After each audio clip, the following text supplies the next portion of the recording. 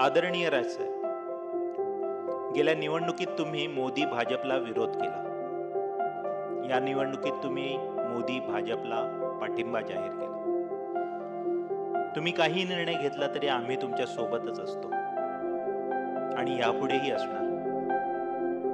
पण साहेब, एक गोष्ट मात्र सहन होत नाही. आमच्या इथे ईशान्य मुंबईत, विशेषतः मुलुंड घाटकोपर भागात गुजरात्यांची दादागिरी खूप वाढली. म्हणूनच हे पत्र. 5-6 महिन्यापूर्वी तृप्ती देवरुखकरला जेव्हा मुलुंडमध्ये गुजराती सोसायटीत ऑफिस नाकारण्यात आलं, तेव्हा तिच्या मदतीला सर्वात आधी आम्हीच धावून गेलो होतो.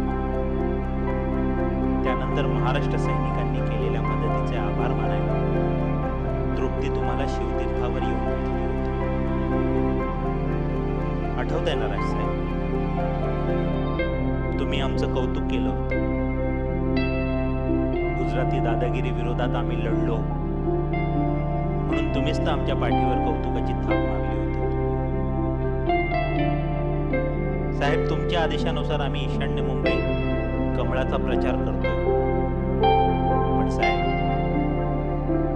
काल घाटकोपरच्या एका गुजराती सोसायटीत प्रचार करण्यासाठी गेलेल्या शिवसैनिकांना अडवण्यात आलं.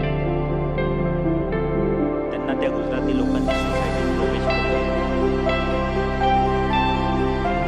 साहेब, असं पूर्वी कधीच घडलं नाही. खरंच खूप गंभीर आहे. भाजपचे उमेदवार मिहीर कोटेच्या हे गुजराती विरुद्ध मराठी वाद कायम राजकारण. अशा स्थितीत आम्ही महाराष्ट्र सैनिकांनी कोटेच्या सोबत कसा प्रचार करायचा? त्याला मराठी मत मिळवून देण्यासाठी आम्ही का राबायचं? साहेब, खरंच सांगतो, भाजपला तुम्ही बिनशर्त पाठिंबा दिलाय, पण त्याच पक्षाचं विष मराठी माणसाच्या ताटात उतरतंय. साहेब, साहेब, आमची विनंती आहे तुम्हाला, बाळासाहेबांच्या मराठी धर्माला जागा. साहेब, आम्हालाही महाराष्ट्र धर्म जपू द्या. मराठी माणूस आणि महाराष्ट्राला अपमानित करणाऱ्या शक्तीला उत्तर द्या. साहेब, उत्तर द्या. तुमचा नम्र महाराष्ट्र सैनिक, घाटकोपर.